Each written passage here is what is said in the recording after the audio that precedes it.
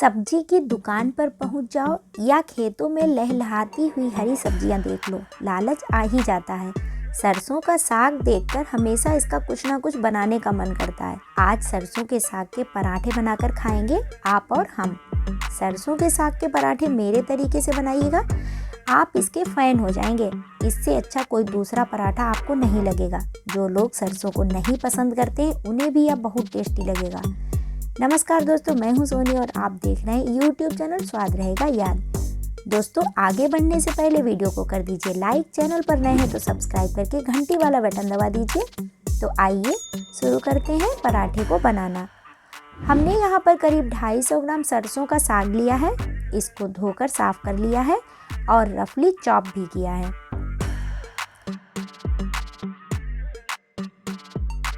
अब इसको मिक्सी में डालकर इसका पेस्ट बनाएंगे और अब बनाएंगे वह मसाला जो किसी भी तरह का भरवा पराठा बनाए उसमें आप डाल दीजिए, स्वाद 2 गुना हो जाता है। इसमें तवे पर अजवाइन और जीरा बराबर मात्रा में लीजिए।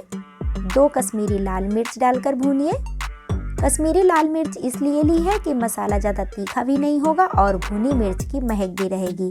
तो मसाले रोस्ट हो चुके हैं और अब हम गैस बंद करेंगे। साथ ही इसमें 2 चुटकी हींग, थोड़ा सा काला नमक और कसूरी मेथी डालकर मिक्स कर देंगे और अब मिक्सी में इसका पाउडर बना लेंगे। तो भरवा पराठे का स्पेशल मसाला तैयार हो चुका है और अब हम एक बाउल में लेंगे आटा और इसमें डाल देंगे सरसों के साग का पेस्ट।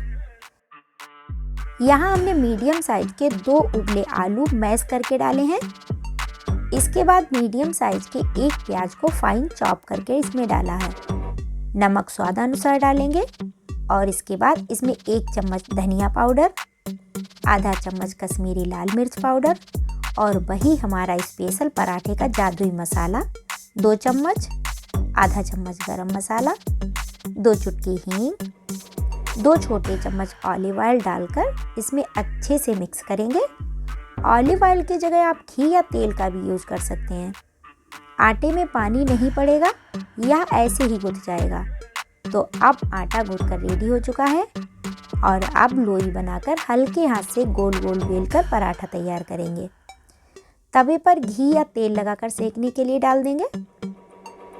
पलट पलट कर दोनों तरफ तेल लगाकर सेकें। तो अब पराठा तैयार है। इसको आप धनिया की चटनी, दही या किसी सब्जी के साथ खाइए, आपको बहुत स्वादिष्ट लगेगा। दोस्तों, हमारी आज की रेसिपी आपको कैसी लगी हमें यह कमेंट करके बताएं। रेसिपी की वीडियो अच्छी लगी हो तो लाइक करें, शेयर करें। चैनल पर नए हैं तो सब्सक्राइब करके घंटी वाला बटन दबा दीजिए।